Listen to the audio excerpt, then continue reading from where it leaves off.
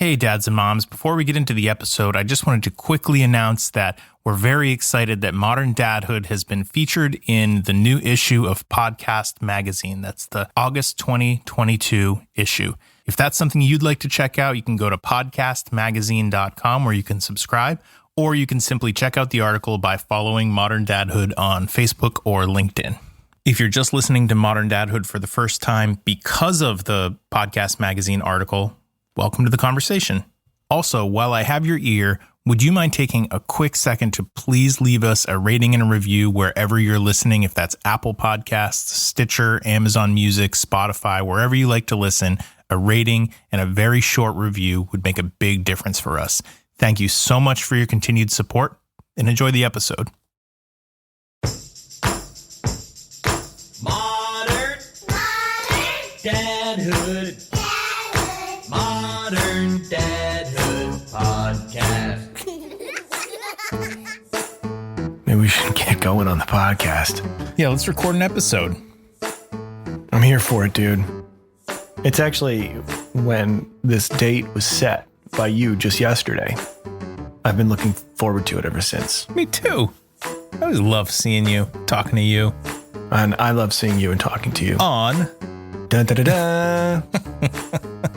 this podcast. Modern Dadhood.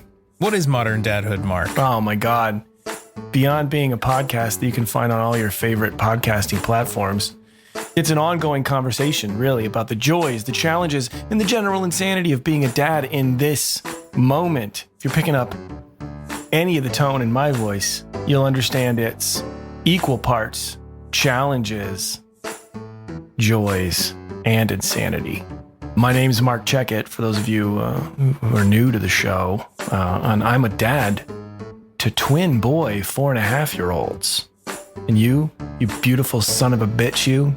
I am Adam Flaherty, and I'm a dad to 2 daughters. One of them is 8.5, and the other is coming right up on 5.5.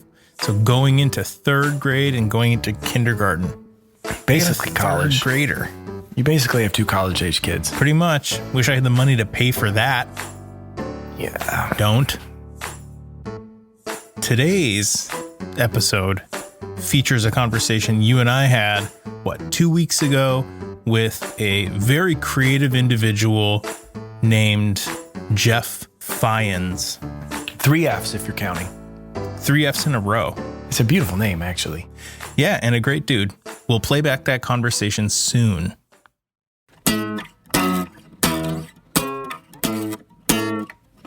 So earlier this evening, my son informed me that he wants to change his name to Chop Claw. You gonna let it happen?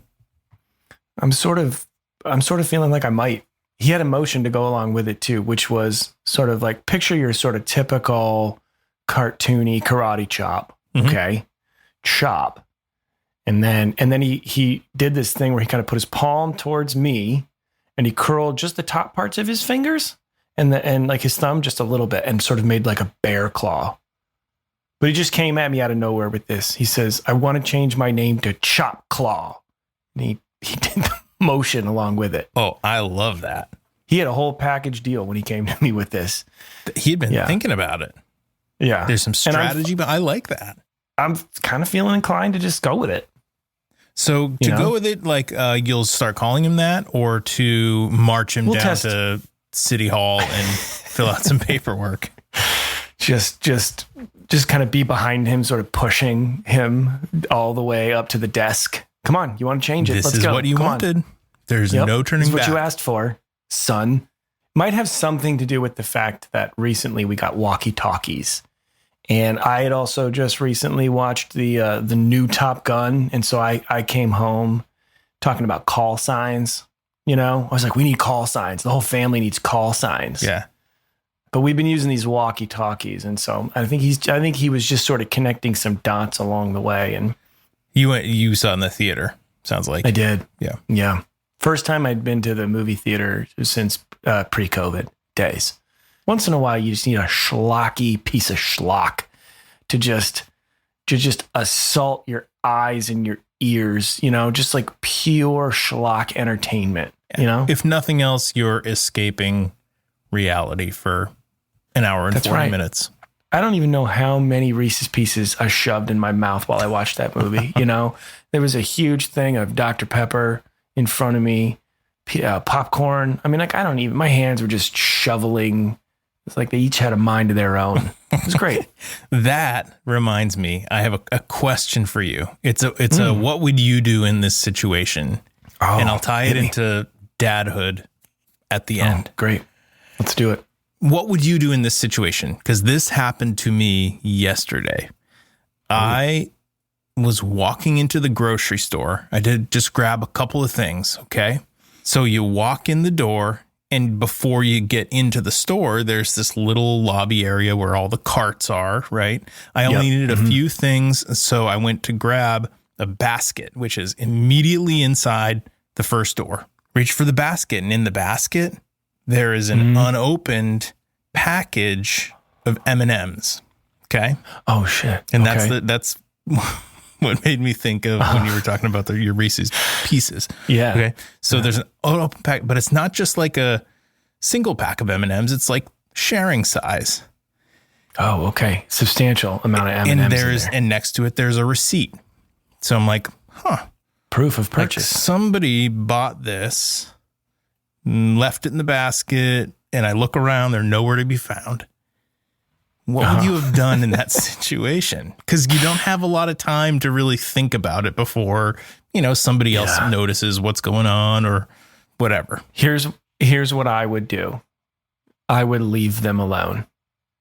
I would just leave them. I would leave the basket. I wouldn't touch any of it. And it's because I'm a little bit freaked out. It would freak me out to eat those.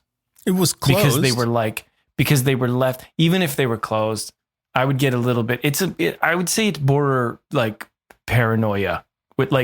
I also don't, if there's one thing on a shelf and I need that one thing at the grocery store, but there's only one left, I won't get the one thing. It freaks me out. That's there for some dubious reason. And I would think the same of the unattended, like the receipts next to it. Don't you feel like that's a little suspect?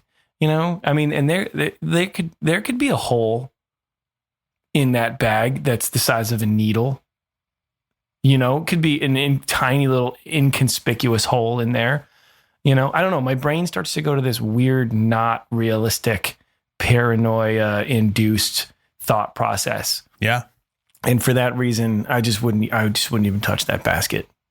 I respect that. I mean, maybe it's a little far-fetched that someone injected a needle into it with poison. You said poison. I didn't say poison.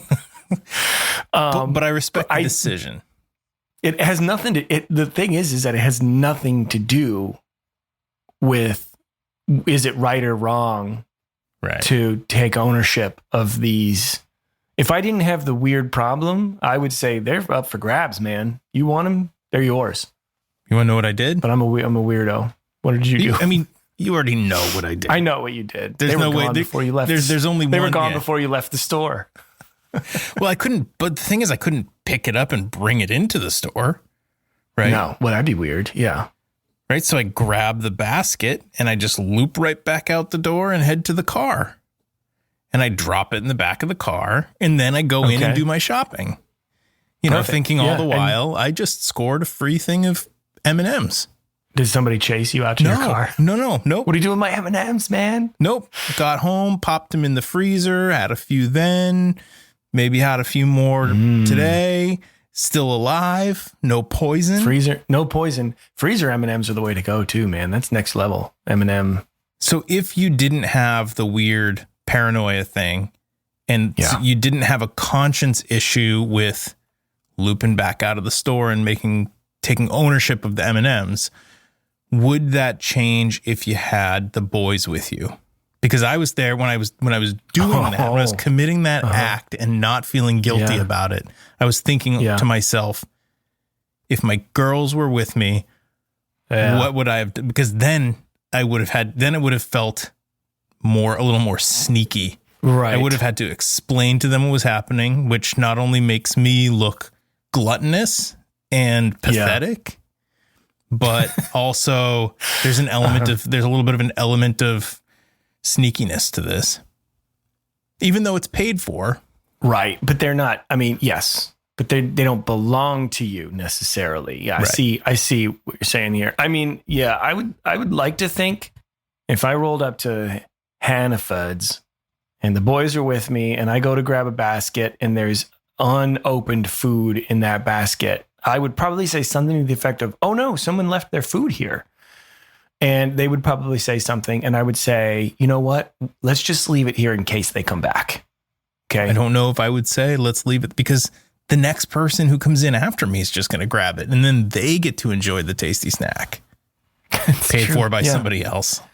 Paid for by somebody else. What if it was a bunch of celery? Would you have paid it forward then? You know, I would leave that. You know, I'd leave the celery. Okay. Here's a question. What if it was a bunch of celery, a jar of peanut butter, and a pack of raisins? Now we're talking ants. So then my head would say somebody planted this here. I'm being pranked. There's a camera on you. Yeah. There's you're being punked or whatever. I'm like, there's hidden cameras on me to see what I do with this. What would that show be called? Ants on a Log Surprise. Ants on a Log Surprise. Whew, boy, what are we talking about today? Creativity, right? Creativity. Creative performance and executive coaching. Oh, I'm glad you have those feels notes, like we might go down that rabbit hole. So before we get into the chat with Jeff, who does that professionally and does children's music on the side, I did want to ask you, like, we haven't talked about your music, Stuffed Animal, a lot lately. And I just didn't know, are there any like new songs that you're working on that you're particularly psyched about? Because I don't know, we've only talked about your music like a couple times. So for listeners who don't know the show as well, Marc is an awesome, talented musician and writes music for kids under the name Stuffed Animal. Yes, I do that. It all started with me at a good groove in my head that I was working on with the guitar. And I had one of my sons was sitting here and I was like, dude, let's work on this together. So I played him what I had and I was like, we need lyrics. So we started talking about lyrics, and then here comes Mama comes sliding into the office, and she's like, what about this? And I was like, it's gold. Yo, Mom, drop the verse. Yeah, it's becoming a family thing. But yeah, I mean, I'm still just on the same track that I was before. I'm just trying to write fun songs and record songs that my kids love, that are about our everyday, mundane, normal situations, you know, and I'm just putting them out there on SoundCloud. I'm not really exactly shouting from the rooftops yet, you know? And so dads and moms listening, check out Stuffed Animal it's stuffedanimalmusic.com, right? Stuffedanimalmusic.com. Yeah. And there's a link in our show notes as well. In every episode, you know, I always put a link in there. You know, I've noticed that's very, very nice of you to do that. I've noticed it gets shoved in there. I appreciate that. You can do something for me someday too, if you want. Ooh, something nice for me. Let me check my calendar before I commit to anything. Okay. Someone's at the door. You hear that? I can hear that, but I also see you rapping on your desktop. Is that what I think it is? Yeah. I believe it's Jeff Fajans at the door. Yeah. So are we pretending the interview's happening now? Yep. All right. Let him in. Roll tape.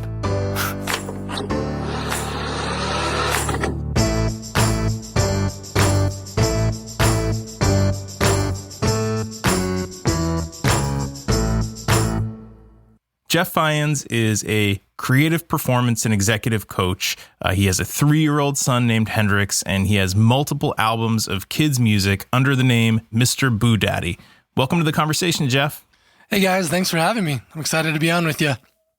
Before we jump in, the name Hendrix, let me guess, does that definitely comes from the famed Arthur Hendrix, who's the Alabama-born amateur tennis player from 1936, right? That's definitely where that name comes from, right? It's actually from the gin. We love gin. Instead of the CKS, we decided to put an X on it to get crazy with it. That's more clear. Okay. Definitely Jimi Hendrix. I'm a guitar player. My favorite guitar player, musician, music creator of all time. I didn't come up with the name though. Actually, my wife came up with it one day. She was like, "How about Hendrix?" Boom, I'm sold. And you immediately fell melted. in love. That was it. I melted. Yeah. And that was it.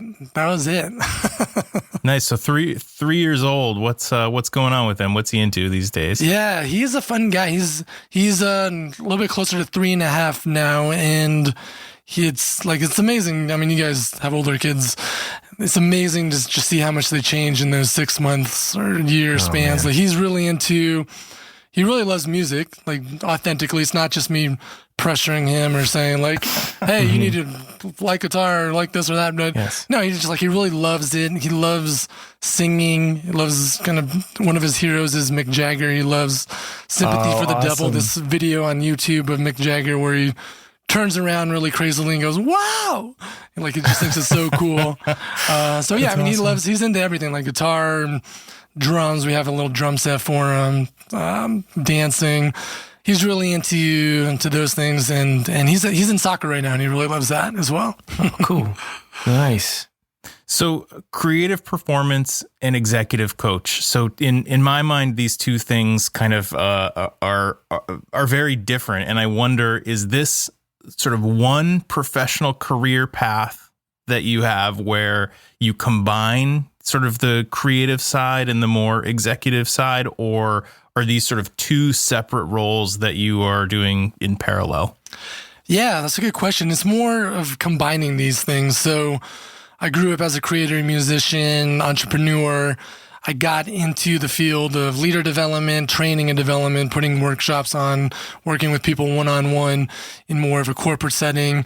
When I was doing that work, I was doing it within just different marketing agencies primarily and startups.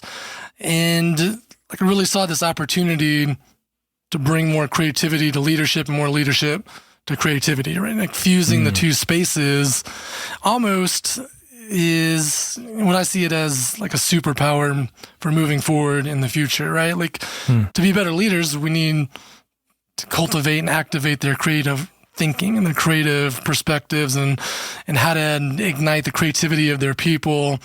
Yeah. And on the flip side, creators, I find that what they really need to bring out their biggest ideas, to activate their full potential creatively, is to bring more of these leadership skills to what they're doing. Like I created this because I was the same exact way. I just had all these ideas. I viewed myself as a very creative person. I was like, wow, like I have awesome ideas. Like, this is great. Like, I love this. But then, just kind of hit me one day and, wow, I'm not really following through on a lot of these things. I'm not really making them happen. What's going on with that? Like, okay, let me look more deeply into that.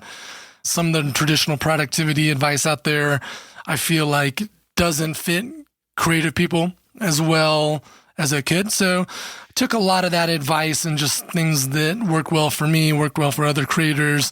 The interesting thing is we all have the same struggles pretty much. And so it's cool to connect, things from different domains and bring it, kind of cross-pollinate, if you will, to help other creators become more effective at following through and implementing their ideas. So you just described what you do professionally, but then there's, we talked a little bit about the fact that you also make music and you're a creator. Do you find yourself even somebody who does, who professionally helps creatives sort of realize a vision? Do you still find that you struggle when you're sitting, with your guitar in your hand or something, needing to almost follow your own advice when you're trying to realize a vision? Does that still happen to even you? Oh yeah, for sure. I mean, it's the creative process. Anytime you're creating something new, like you're probably not just following the same template. You're not repeating the same thing you've done before. Yeah. Those negative thoughts pop in my head like, wow, maybe I'm not good enough to pull this off. Like traditionally, you think creativity, like, oh, I want to do it by myself. I want to figure it all out by myself. Yeah. That's who I am. That's the way I do it. If I get help or support, it means I'm less creative or whatever, right? Like we get these like weird thoughts, but it really is a great way to accelerate your creativity, your efficiency, the speed at which you build things. And also it just helps you be bolder and talk through things. A lot of times these negative thoughts, they are, if you just get them out in the open, you talk to someone who understands what you're going through, another creative person, you realize, wow, okay, that's not that big of a deal. That's a little silly. Just saying it out loud, I feel a lot better. Okay, I'm ready to go. I think that accountability part is huge, and it's really important because I think especially maybe if you're like a business-minded person, it can be easy to sort of get stuck in a rut, and I think that you need those creative outlets. I mean, whether it's music, whether it's art, whether it's writing, whatever it is, you need to do that stuff. And it can be intimidating to think about starting it, especially if you have no experience with it. So having yourself and a team of other people who are sort of supporting you in that, but also checking in with you to make sure you're actually doing it, seems like it'd be really important. I wonder if you can tell us a little bit about the origins of your musical project and sort of what inspired you to start writing music for young people. Is this something that happened when your son was born or before you had kids? Yeah. So before my son was born, around my undergraduate college years, I was in a band. We were going for it. Yada, yada, yada. Didn't work out. Different visions. We had the talent, we had the skills, but it just didn't work out. And so I kept trying to get in other bands and keep music going after that. But each year, I got more and more into just the day job life, the corporate life, working 9 to 5, paying the bills, just getting into that space. I got more and more disconnected from music as like, this is what I'm going to do. That's it. To, I like doing this. I'll do it on the side when I can. If it works out, no big deal. And so it just became less and less like a major part of my life. But when my wife was pregnant, kind of woke me up a bit. Like, wow, okay, I'm about to be a dad. Okay, what does that mean for me? Who do I need to be so that my son can be his best version of himself? What kind of values do I want to role model? Like, how do I want my son to view me and himself, more importantly? And what do I need to change or do differently to make that happen? So that got me thinking, like, wow, I've been really putting off this music stuff. It's always a huge part of who I am. It still is. Like, I still feel like there's that missing piece. So I started picking up the guitar more, just being more deliberate, more intentional about it. When my wife was pregnant, I have this little Bose portable speaker. I was like, that's awesome. There's that theory. They hear your voice when you're reading to it. So let's do this with music. Let's get them exposed early. And just doing that was just so much fun. It was just so fun for my wife and I. Then when my son was born, it kind of amplified that, like, whoa, he's really here.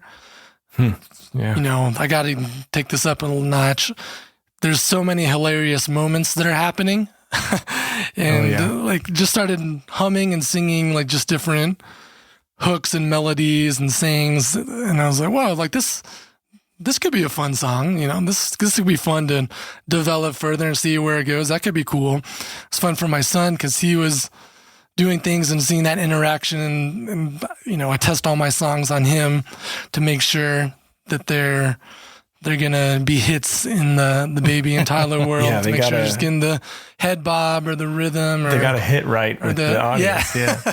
Like just the process of doing it, even before I was finished, I was like, you know what? I'm going to commit to writing at least one album every year of his life, capturing all these hilarious experiences and developmental phases and funny moments, like every year of his life until he gets old enough and says, Dad, listen, You're embarrassing me. I'm going to college.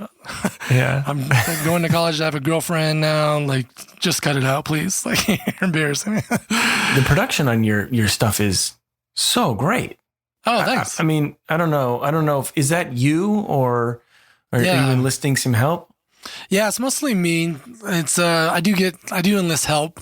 I found this guy that does mixed feedback, and like basically, at first I kind of just hired like 3 or 4 different people to give mixed feedback just to see what it'd be like, see where they would kind of converge or what was different, and then I found their tips to be so helpful, like just to kind of open up a new world, new perspective, and I would do it and I would notice the difference and like, wow. So definitely having a team, collaborators helps so much.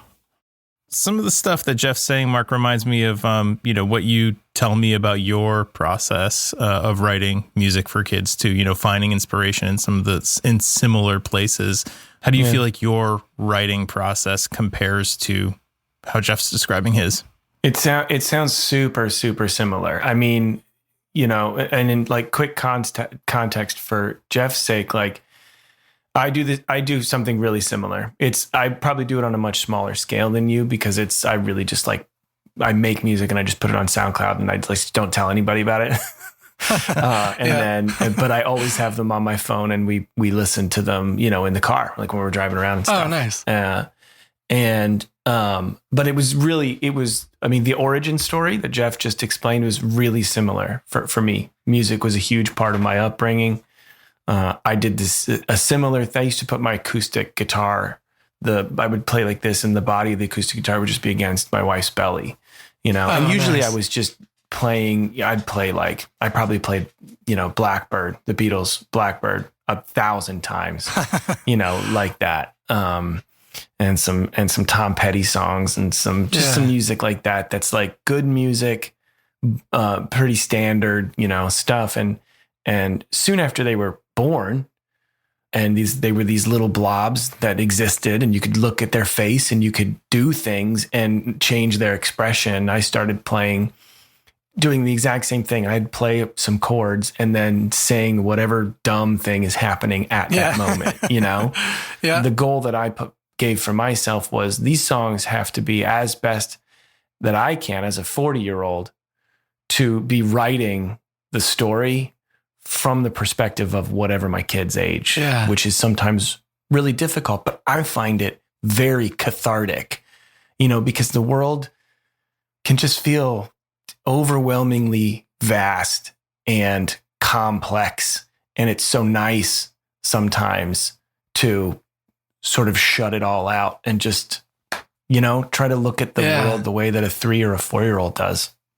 Oh man, I love it. I can relate to that so much. Like I've read I don't know if it was a quote or something, but they said the best part about being a dad is being a kid again. And so that really resonated with me. That's awesome.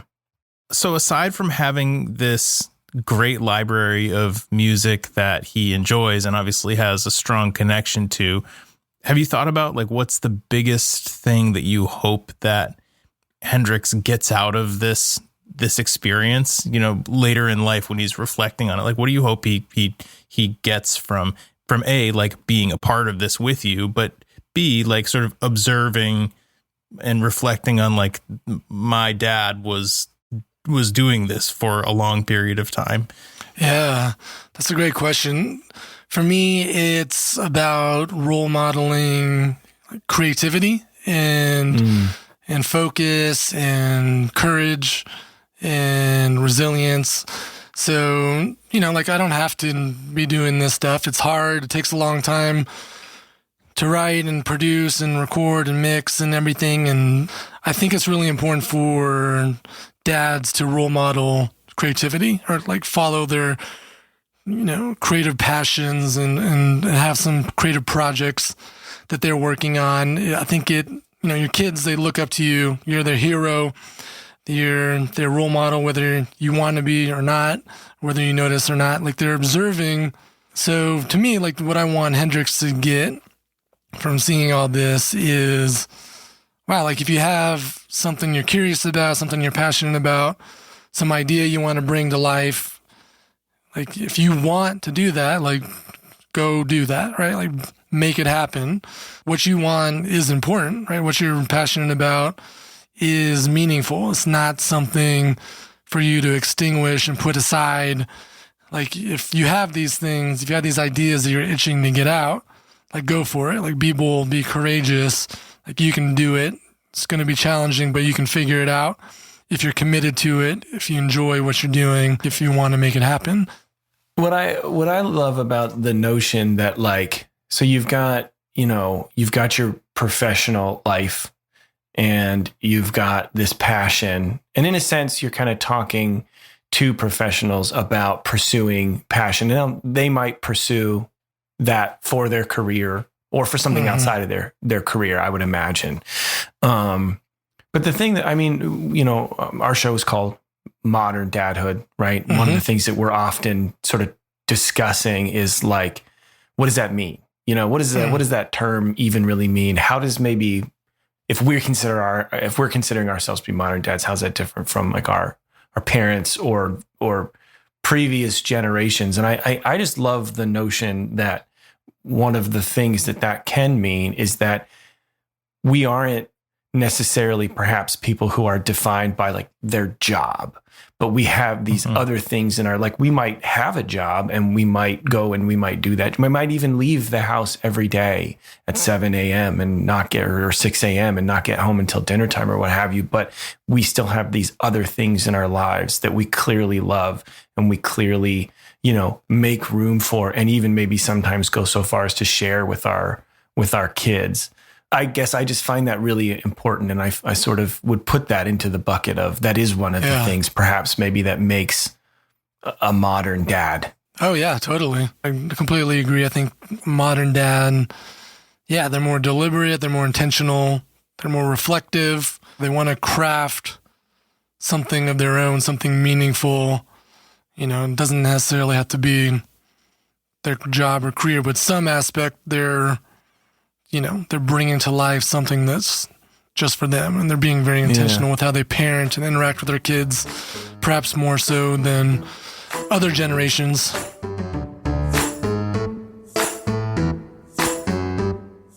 To learn about your coaching, people can go to jefffajans.com. That's Fajans. Where do you like to direct people to find your music? Should they be looking for you on Spotify? Yeah, Spotify's the best place. You can look up MrBoodaddy, all one word, on Spotify. Instagram, it's a good place to follow me for my music. It's just at MrBoodaddy. But yeah, those are the best places to connect with me. Jeff, it's been a ton of fun chatting with you about your music and about your professional career. We really appreciate you coming on the show, and keep your ears open for new music from MrBoodaddy. So thanks, Mark. Thanks, Adam. Keep up the awesome stuff at Modern Dadhood.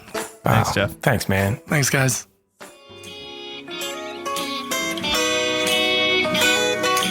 Bag, bag, bag. Bag, bag, bag. Bag, bag, bag, bag, bag, bag, bag. Bag, bag, bag. Bag, bag, bag.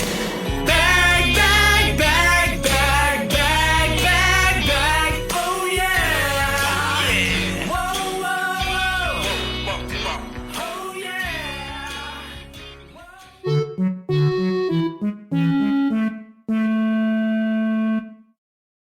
I want to tell you something that's been going on in the Checkout household, but I gotta bring up my camera, and I gotta check on my kids for a minute. And it relates to the story, trust me. And I still see eyeballs. What's going on? This is a bedtime thing for the listeners. We typically are recording at night after we put our kids down. What's happening, Mark? The routine is bath, and then PJs, read a book, one final pee-pee, and then, back scratch, go to sleep in the dark kind of thing. But lately, one of my sons he's during book time, he's like, I'm just not done. And I want to keep looking at the book. And it turned into a meltdown last night. And you know what it's like. Sometimes you sort of pick and choose your battles. You know, you're like, am I going to put up a fight and try to make a point at 8:00 at night when these kids should already be in bed? Or should I just relent and kind of get through at the night? And maybe we can talk about it the next day. Mm-hmm. So I relented, and we have these little night lights. They're way too bright, but I gave him this little night light, and I was like, then read your book. I was like, but just try to keep it under your blanket, you know, so that it doesn't bother your brother, because your brother's trying to get to sleep. And he stayed up for like another hour, like looking at this book. I thought he would get bored with it and eventually fall asleep. He didn't. I eventually had to go back up there and say, buddy, it's time now. I got to shut this off. And he didn't put up a fight, probably because he was so unbelievably tired at this point. Yeah. He just went like, okay, daddy, and like curled up, like as if there was no meltdown, as if his whole life didn't hinge upon this frickin' nightlight. And so now my wife and I are like, shit, is this a new thing? Yeah. Is this a thing that we've always got to worry about, that they're in the same room? One kid wants to go to sleep. Like my other son is like, lights out, good night. And within like 30 seconds, he's asleep. Yeah. It's hilarious how fast it happens sometimes. Yeah. Whereas my other son is just like, nah, man, it's time to hang out and like do stuff. And they're just 8 feet away from each other in the same room. I said to him tonight, I was like, you can read, buddy. I love that you love to look at your books, but can't leave the light on all night long. So when you get sleepy, do you think you could turn it off? And he said he could. But you're looking at the monitor and you see his little eyes. I see him still moving around. Yeah. Yeah. His eyes are still moving around and he's not asleep yet. Just like once in a while, he just looks up and it's like that nocturnal eyes, you know, that's like deer in the headlights eyes. It can be so creepy. On one hand, it's really annoying. On the other hand, that's awesome. Like nightlight in bed, you know, blanket up over your head, looking at a comic book. That's like, it's awesome. Yeah, he probably enjoys like a little bit of independence. And this is the same son, by the way, who wants his name to be changed to Chop Claw. Check it. Chop Claw. Those are things. A slight offshoot of, so that's the thing now. Well, I liked it. Well, let's say the things that we say at the end of the episode. Starting with, dads, you can find every episode of Modern Dadhood at http:// HTTPS. www. HTTPS. Get that in there because that's SSL important that people know security, that, yes. Yeah, it's secure site. We take security very seriously. ModernDadhood.com or anywhere podcasts are hosted, like Apple, Stitcher, Spotify, Amazon Boomcasts, Music, Beastie Casts, Fajans Stream. Anywhere. But wherever you listen, please take a moment to leave us a quick rating and a review and subscribe if you haven't. It would mean a lot to us. You know what else would mean a lot? If you use your mouth to tell a friend about the show. Follow us on Facebook and Instagram. Email us. You could email us at hey. You can email us at hey@moderndadhood.com. That's HEY@moderndadhood.com. We always like to thank Casper Baby Pants and Spencer Albee for the music in Modern Dadhood, the podcast. We like to thank Pete Morse at Red Vault Audio. That's Red Vault Audio. That's https://redvaultaudio.com to learn about Pete's services. He always makes us sound great, and we're very appreciative for that. We want to thank our new friend, Jeff Fajans, a.k.a.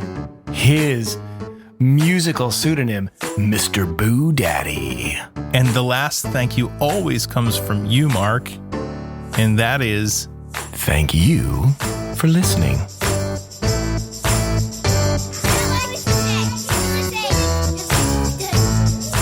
Podcast. Just a modern.